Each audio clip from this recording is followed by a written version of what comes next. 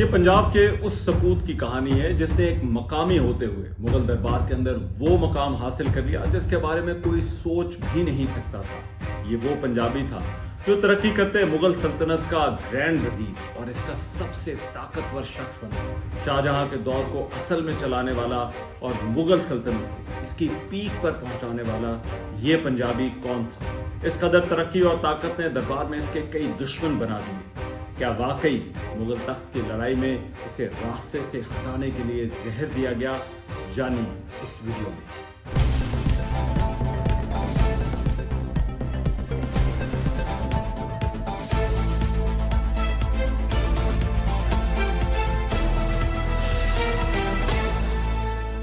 یہ ویڈیو پنجاب سے تعلق رکھنے والے سعد اللہ خان کے بارے میں ہے جو مغل سلطنت کے ٹاپ آفس تک پہنچنے میں کامیاب ہوئے۔ مغل سلطنت کی پیک پر وہ اس کے وزیر اعظم بنے اور انہیں مغل دربار میں وہ مقام اور اختیار حاصل ہوا جس کے بارے میں یہاں کا کوئی مقامی سوچ بھی نہیں سکتا تھا۔ سعد اللہ خان مغل بادشاہ شاہجہان کے دور میں اس کے وزیر اعظم اور وکیل مطلق بنے۔ سعد اللہ خان اس عہدے تک پہنچنے والے اور مغل سلطنت کے اندر اس قدر اثر و رسوخ حاصل کرنے والے پہلے پنجابی تھے جو اپنی ترقی سے مغل سلطنت کے اندر ایک مثال بن گئے، اور ان کی یہ ترقی صرف اور صرف ان کی قابلیت کی وجہ سے تھی جو 10 سال مغل سلطنت کا یہ نظام سنگل ہینڈڈلی چلاتے رہے اور مغل سلطنت اس کے لیے انہی پر انحصار کرتی رہی۔ سعد اللہ خان کی پیدائش 1591 میں چنیوٹ میں ایک پنجابی مسلم فیملی میں ہوئی تھی۔ ان کا خاندان جاٹ تھا اور وہ تھیم برادری سے تھے۔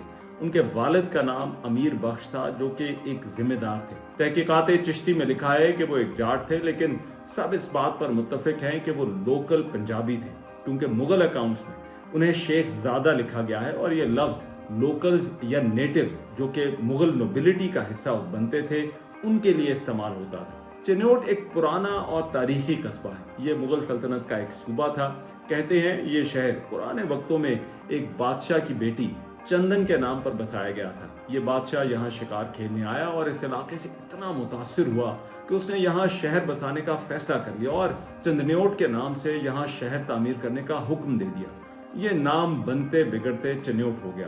مغل دور میں یہ لاہور کا ایک صوبہ بن چکا تھا اور اس کی اصل وجہ شہرت یہاں کے کاریگر تھے جنہوں نے آگرہ کے تاج محل اور لاہور کی وزیر خان مسجد جیسی شاہکار عمارتوں پر اپنے فن کے نقوش چھوڑے تھے۔ سعد اللہ خان کی زندگی کے شروع کے دنوں کے حوالے سے بہت کم معلومات ہیں۔ ان کے بارے میں پتہ تبھی چلتا ہے یا ان کا ذکر اس وقت ہی ملتا ہے جب انہوں نے دسمبر 1641 میں مغل کورٹ میں کام شروع کیا۔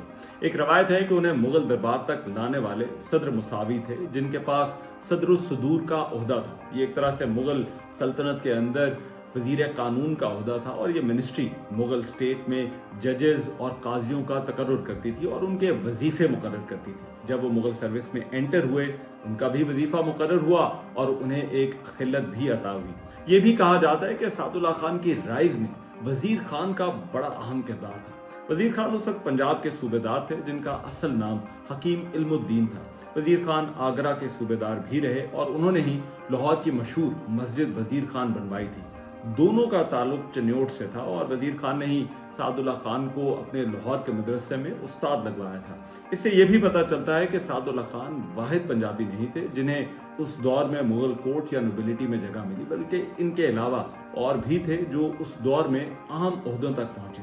یہ بھی کہا جاتا ہے کہ وزیر خان نے کچھ مہینے 1627 اور 28 میں شاہجہاں کے تخت پر بیٹھنے کے بعد گرینڈ وزیر کے عہدے پر بھی کام کیا تھا، لیکن یہ ایک ٹیمپرری یا ٹرانزیشنل پیریڈ کے لیے ہی تعیناتی تھی۔ مغل کورٹ میں آنے کے بعد جلد ہی سعد اللہ خان کی رائز شروع ہوئی اور ان کی قابلیت کی وجہ سے انہیں جو ترقی ملی وہ بہت حیران کن تھی۔ جلد ہی سعد اللہ خان کو عارض مقرر بنا دیا گیا اور 1000 ذات اور 200 سوار کا رینک بھی مل گیا۔ کسی کی کمانڈ میں یہ ذات اور سوار ہونے کا تعلق اس وقت کے ایڈمنسٹریٹو یا منصبداری سسٹم سے تھا۔ یہ ایک ایسا سسٹم تھا جس کے تحت عمراء یا نوبلز کو جاگیر ملتی تھی اور بدلے میں ان کو ایک دستہ یا فوج مینٹین کرنا پڑتی تھی جو ان کے انڈر ہوتی تھی۔ اکبر کے دور میں انٹروڈیوس ہونے والے اس سسٹم پر ہی پوری مغل امپائر کی ایڈمنسٹریشن کا انحصار تھا۔ اس سسٹم میں ذات سولجر کو کہا جاتا تھا اور سوار کیویلری یا گھڑ سوار ہوتے تھے۔ سعد اللہ خان کے لیے بہت بڑی ترقی تھی۔ कुछ देर इस ओहदे पर सर्व करने के बाद जल्द ही उन्हें दारोगा दौलत खाना खास का ओहदा मिल गया, जिसके साथ खान का टाइटल भी अता किया गया। 1643 में उनका रैंक और बढ़ाकर 1500 ज़ात और 300 सवार कर दिया गया और उन्हें रॉयल स्टेबल से एक हाथी भी दिया गया। उसी साल उन्हें मीरे सामान बना दिया गया, जो कि वजीर के बाद सबसे बड़ा ओहदा था।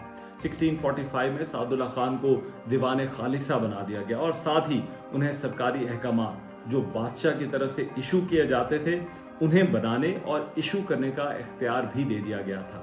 अभी सादुल्ला खान ने सिर्फ 46 रोज ही इस कैपेसिटी में काम किया था कि उन्हें मुगल दरबार का ग्रैंड वजीर या वजीर आजम बना दिया गया और उनका मनसब 5000 ज़ात और 1500 सवार कर दिया गया।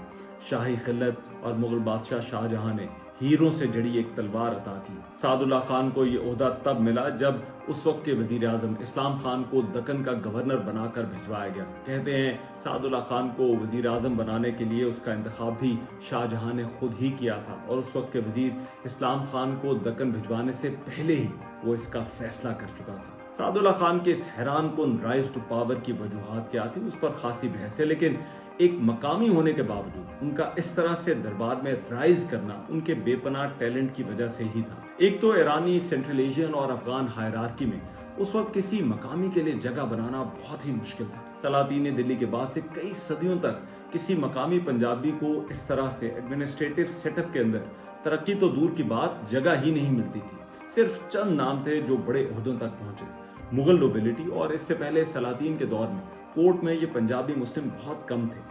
18th सेंचुरी में दीना बेग वो पहला मकामी हुक्मरान था जो पंजाब का गवर्नर बना, यानी तकरीबन 550 साल बाद यहाँ का इक़्तिदार किसी मकामी के पास आया। लेकिन इंटरेस्टिंगली वो आखिरी मुगल गवर्नर भी था। दीना बेग की राइज टू पावर और जिंदगी के हालात के हवाले से मैं एक डिटेल्ड वीडियो कर चुका हूँ। अगर आप जानने में इंटरेस्टेड हैं तो नीचे दिए गए लिंक पर क्लिक कर सकते हैं। दूसरा, सादुल्ला खान का दौर वो था जब मुगल सल्तनत अपनी पावर और एक्सीलेंस की पीक पर थी।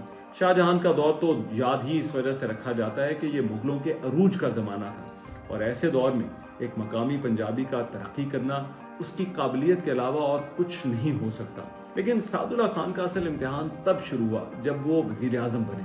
सादुल्ला खान की मुगल दरबार में पहले ही खासी धूम थी और उन्हें बादशाह का पूरा एतमाद हासिल था। वजीर आजम बनने के बाद सादुल्ला खान के लिए एक बड़ा चैलेंज एम्परर शाहजहां की बल्ख और बदख्शां की कैंपेन थी, जहां मुगल हुकूमत को बहुत टफ टाइम मिल रहा था। सादुल्ला खान को पहले बल्ख भेजा गया, जहां जाकर उन्होंने मुगल हुकूमत के माली और इंतजामी मामलात को दुरुस्त किया। एक राइटर राजीव कन्रा का कहना है कि मुगल शहजादे मुराद को कमांड से रिलीव किया गया और सादुल्ला खान ने सिर्फ 22 दिन में मामलात हल कर दिए जो पहले किसी के काबू में नहीं आ रहे थे।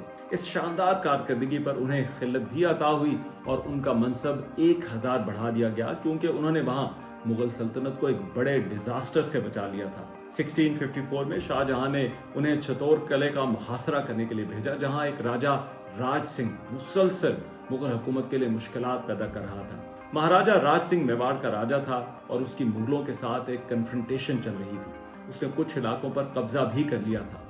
सादुल्ला खान ने मुहासरे के दौरान इस किले की दीवारें गिरा दी, जिसके बाद राजा ने दरबार में अपने बेटे को भेजा, मुआफ़ी मांगी और मुगल सल्तनत के साथ रहने की फिर से हामी भर ली, जिसे शाहजहां ने कबूल कर लिया। सादुल्ला खान को शाहजहां के 4 अहम तरीन दरबारियों में से एक समझा जाता था। उनके पास 7000 ज़ात और 7000 सवार थे, जो किसी भी नॉन रॉयल के पास सबसे बड़ा ओहदा था। सादुल्ला खान वज़ीर आज़म बनने के बाद भी अपने इलाके चिन्योट को नहीं भूले और उसकी तरक्की और डेवलपमेंट पर खासी तवज्जो दी। चिन्योट की मशहूर शाही मस्जिद भी उन्होंने बनवाई, जो अब तक चिन्योट शहर की पहचान है। वजीर खान मस्जिद की तरह ये चिन्योट के कारीगरों की मेहनत और महारत का ही एक डिस्प्ले थी। उस जमाने में शाहजहां के दौर में जब ताजमहल जैसी इमारतों को बनाया जा रहा था तो इन कारीगरों की डिमांड भी बढ़ने लगी थी। चिन्योट के ये कारीगरी थे जो ताजमहल के प्रोजेक्ट पर भी काम कर रहे थे। कहते हैं सादुल्ला खान ने इस ट्रेंड और इन वर्कर्स की डिमांड को देखते हुए इनके लिए लाहौर में एक ट्रेनिंग स्कूल भी कायम किया। ये स्कूल लाहौर में उनकी अपनी हवेली के बिल्कुल सामने था। उनकी हवेली को रंग महल कहा जाता था। अपने दौर में ये लाहौर की फाइनेस्ट हवेली थी, जहां अब एक स्कूल कायम है। इसके अलावा सादुल्ला खान ने हजरत शाह बुरहान का मज़ार भी तामीर करवाया। یہ دور مغلوں کی کریٹو پیک تھی جس میں سعداللہ خان کا بڑا اہم کردار تھا۔ شاہجہاں کے دور میں تعمیر ہونے والی بہت سی عمارتوں کے پیچھے سعداللہ خان کا ہی کردار تھا۔ کئی ہسٹورین اس بات پر ایگری کرتے ہیں کہ شاہجہاں کے دور کو مغل سلطنت کا عروج کہا جائے تو غلط نہ ہوگا، اور اس دور کو ایسا بنانے والا سعداللہ خان ہی تھا۔ شاہجہاں کے دور میں بننے والی جامع مسجد دہلی، جو پورے ہندوستان کی بڑی مسجدوں میں سے ایک ہے، اس کی تعمیر بھی سعداللہ خان کی نگرانی میں ہی شروع ہوئی۔ یہ شاہجہاں آباد میں تعمیر ہوئی تھی، جو اب پرانی دلی کہلاتا ہے۔ 1650 میں جب اس کی فاؤنڈیشن رکھی گئی تو سعداللہ خان نے خاص بازار کے بیچ ایک بڑا چوک بھی تعمیر کرایا تھا، جہاں سے ایک راستہ جامع مسجد کو کنیکٹ کرتا تھا۔ اس چوک کو سعداللہ خان چوک کا نام دیا گیا۔ سعداللہ خان کا شاہجہاں آباد میں اپنا گھر بھی وہاں کی خوبصورت ترین بلڈنگز میں سے ایک تھا۔ سعداللہ خان نے اپنے دور میں کئی ایڈمنسٹریٹو اور فائنینشیل ریفارمز بھی کی۔ اس نے زمین کا ایک نیا یونٹ چکلا بھی انٹروڈیوس کروایا، جس میں کئی پرگنہ شامل ہوتے تھے۔ سعداللہ خان نے مغل دور میں سرکاری سرپرستی میں پرائیویٹ ٹریڈ کو بھی انکریج کیا، جو اس وقت بہت غیر معمولی تھا۔ وزیر ہوتے ہوئے وہ تاجروں کے مفادات کو بھی خاص اہمیت دیتے تھے۔ سعداللہ خان علم اور تعلیم کی بھی سرپرستی کرتے تھے، اور انہیں امپائر میں کہیں بھی کوئی قابل آدمی نظر آتا تو وہ اسے دربار میں بڑی سیلری پر ہائر کر لیتے، اور کہتے ہیں میرٹ پر وہ یقین رکھتے تھے۔ ان کے پاس رائل لائبریرین کا عہدہ بھی تھا۔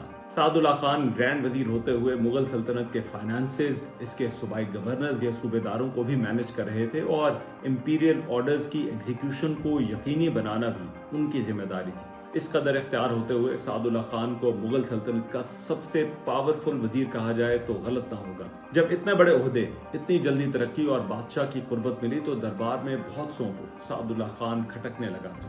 اس کا اثر مغل بادشاہ اور سلطنت پر مسلسل بڑھ رہا تھا، لیکن اپریل 1656 میں ان کا انتقال ہو گیا۔ سعداللہ خان کے انتقال کے حالات بہت واضح نہیں ہیں۔ کہتے ہیں ایک کولک اٹیک کی وجہ سے وہ بیمار ہوئے۔ جب وہ بیمار تھے تو بادشاہ خود ان کی تیمارداری کے لیے بھی آتا رہا، جو کہ بہت غیر معمولی جیسچر تھا۔ شاہجہاں سعداللہ خان کو اپنا ویل وشر کہتا تھا۔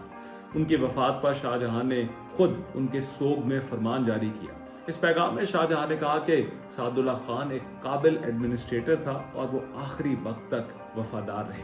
سعداللہ خان کی موت کے ساتھ ایک کنسپیریسی بھی جڑی ہے۔ اٹالین ٹریولر اور رائٹر نکولس مانوچی نے سعداللہ خان کی موت کا ذمہ دار شاہجہاں کے بیٹے اور ولی عہد دارا شکوہ کو قرار دیا ہے۔ اگرچہ اس نے ساتھ ہی اسے ایک افواہ بھی لکھا ہے اور کہا ہے کہ انہیں اورنگزیب کی سپورٹ کرنے پر زہر دیا گیا، لیکن یہ بات صرف اس نے نہیں لکھی۔ فرانسس برنر، جو کہ ایک فرینچ ٹریولر تھا، اس نے بھی لکھا ہے کہ سعداللہ خان کو مروانے والا دارا شکوہ ہی تھا، لیکن اس کے مطابق اس کی وجوہات مختلف تھی۔ اس کا کہنا ہے کہ دارا کو لگتا تھا کہ سعداللہ خان اس کے بھائی شاہ شجاع کی مدد کر رہا ہے، پشتونوں کو بھی سپورٹ کر رہا ہے اور خود بھی تخت پر آنا چاہتا تھا۔ اس میں کتنی حقیقت ہے یہ کہنا مشکل ہے، لیکن سعداللہ خان کے دور میں ہی شاہجہاں کے مغل شہزادوں کی تخت کے لیے لڑائی اپنی پیک کو پہنچنے لگی تھی۔ شاہجہاں کے بعد اس طاقتور مغل امپائر کو کس نے مینج کرنا تھا، اور اگلے بادشاہ کا فیصلہ ہونے میں شاید اس کے گرینڈ وزیر سعداللہ خان کا کردار بہت اہم ہوتا، کیونکہ اس وقت پریکٹیکلی دربار کے معاملات سعداللہ خان ہی چلا رہا تھا۔ ہو سکتا ہے کہ دارا کو اس وقت یہ لگا ہو کہ تخت پر پہنچنے کے لیے سعداللہ خان کو ہٹانا ضروری ہے، اور سعداللہ خان کی وفات کے بعد دارا کے راستے سے تخت کی ایک بڑی رکاوٹ دور ہو چکی تھی، اور اسی وجہ سے ان یورپین رائٹرز نے بھی اس کنسپیریسی کا ذکر کیا۔ کنٹمپریری ہسٹورینز عبدالحمید لاہوری اور محمد وارث نے اس تھیوری کی تردید کی ہے، لیکن اس وقت بادشاہ کے چہیتے بیٹے اور اس کے فیوریٹ وزیر کے حالات کچھ اچھے نہیں تھے۔ ان دونوں کے تعلقات خراب ہونے کی کئی وجوہات بتائی جاتی ہیں۔ ایک تو یہ کہ سعداللہ خان سنی مسلمان تھا جس کا مذہب کی طرف خاصا رجحان تھا، اور دوسری طرف دارا تھا جو اوپن مائنڈڈ اور ایک لبرل تھا۔ ان کے درمیان کانفلکٹ کی ایک وجہ یہ بھی تھی۔ پھر یہ خیال بھی ہے کہ ان کے تعلقات خراب ہونے کی ایک وجہ دارا شکوہ کی طرف سے پیسوں کی کچھ ریکویسٹ تھیں جنہیں سعداللہ خان نے ریجیکٹ کر دیا تھا، اور خزانے سے پیسے دینے سے انکار کر دیا تھا۔ کہا جاتا ہے کہ شاہجہاں کے بیٹوں کے تخت کی اس لڑائی میں سعداللہ خان کا فیوریٹ شاہ شجاع تھا، لیکن ہسٹورینز کا کہنا ہے کہ جب تک شاہجہاں تخت پر تھا یہ دشمنی کوئی بہت زیادہ اوپن نہیں تھی۔ سعداللہ خان کے بعد میر جملہ یا معظم خان کو اگلا دیوان یا وزیر اعظم بنایا گیا، جس کا آنے والی بادشاہت کی جنگ اور اورنگزیب کے تخت پر بیٹھنے میں بڑا اہم کردار تھا۔ سعداللہ کے جاتے ہی جیسے شاہجہاں کا دور بھی ختم ہو گیا۔ اس کی وفات کے चंद साल बाद ही शाहजहां को उसके बेटे औरंगजेब ने माजूल कर दिया और वो खुद तख्त पर बैठ गया। लेकिन दूसरी तरफ सादुल्ला खान का अपनी वफात तक इसी ऑफिस में कंटिन्यू करना बहुत मानी रखता है। इससे पता चलता है कि बादशाह सल्तनत के मामला चलाने में किस हद तक उस पर इन्हिसार करता था। ऐसा लगता है जैसे मुगल सल्तनत के नज़्म व नस्क को सादुल्ला खान ने ही संभाल रखा था। सादुल्ला खान के असर और रसूख का जिक्र कई यूरोपियन राइटर्स ने भी किया है। इनमें से कुछ ऐसे भी थे जिन्होंने उस दौर में मुगल सल्तनत को देखा और इसके बारे में लिखा। निकोलस मानूची, जिसका मैंने पहले जिक्र किया, उसने लिखा है कि सादुल्ला खान को बादशाह और सारा को कदर की निगाह से देखता था। उसने राजपूतों की मुगलों के खिलाफ बगावतों का भी जिक्र किया जो उसके मुताबिक इसी वजीर आजम ने खत्म की। फ्रेंच ट्रेवलर फ्रांसिस बर्ने ने भी सादुल्ला खान को इंडियन बाय बर्थ ही लिखा है और यह भी कहा है कि उससे पूरा पर्शियन दरबार जलता था। उसने तो इसे most accomplished statesman of Asia भी लिखा है और उसने अपनी किताब travels in the Mughal empire में लिखा है कि वो बादशाह शाहजहां के बहुत करीब था। लेकिन कुछ यूरोपियंस सादुल्ला खान से खुश भी नहीं थे। एक डच सफीर जोएन टैक ने लिखा है कि सादुल्ला खान यूरोपियन से बुग़्ज़ रखता था और पुर्तगालियों को बंगाल से निकलवाने में उसका ही हाथ था। उसने ये भी लिखा कि सादुल्ला खान ईसाइयों का दुश्मन है और ममलिकत का असल इख्तियार सादुल्ला खान के पास ही है, ना कि शाहजहां के पास। शायद ये सादुल्ला खान की काबिलियत का ही एक तरह से सबूत है जो मुगल बादशाह जहांगीर के दौर में यहाँ आने वाले यूरोपियन ट्रेडर्स के असल इरादों को देख रहा था। क्या पता कि अगर वो कुछ देर और जिंदा रहता तो मुगल हुकूमत इस तरह से इन यूरोपियन ट्रेडर्स को खुला हाथ ना देती, ना वो यहाँ तजारती कॉलोनियाँ बनाते और ना ही बरे-सगीर की वो तारीख लिखी जाती जिसमें इन्हीं अंग्रेज़ों ने बरे-सगीर को कॉलोनाइज किया। लेकिन ये सब अगर मगर की गेम है। सादुल्ला खान के बाद उसके खानदान का असर भी मुगल सल्तनत में रहा। उसका बेटा मुगल दौर में हिफ्जुल्लाह खान सिंध और कश्मीर का गवर्नर बना। हैदराबाद का पहला निज़ाम कमरुद्दीन खान या निज़ामुल मुल्क सादुल्ला खान का ही नवासा था जिसने स्टेट ऑफ हैदराबाद की बुनियाद रखी। निज़ामुल मुल्क की वालिदा सफिया खानम सादुल्ला खान की ही बेटी थी। सादुल्ला खान के मुगल सल्तनत में रोल और उनके किरदार के बारे में उस वक्त के ही एक शायर हकीम मिता चनाबी ने अपनी किताब तोहफतुल पंजाब में जिक्र किया है। ये किताब औरंगजेब के ज़माने में लिखी गई थी। उसने इसी किताब में एक चैप्टर मज़हब पंजाब व सताइश बुजुर्गान पंजाब में मुल्तान, लाहौर और चिन्योट का जिक्र किया है। उसने लाहौर की मस्जिद वजीर खान के जिक्र के साथ चिन्योट की शाही मस्जिद का भी जिक्र किया है और इसे बनाने वाले सादुल्ला खान के बारे में कहा है कि वो फ़ख्र पंजाब थे और उनकी कामयाबियां यहाँ के लोगों के लिए फ़ख्र का बायस थी। इब्ने हसन ने लिखा है कि सादुल्ला खान शाहजहां का बेहतरीन दीवान था और शायद तमाम आने वाले मुगल वजीरों में से भी सबसे काबिल था।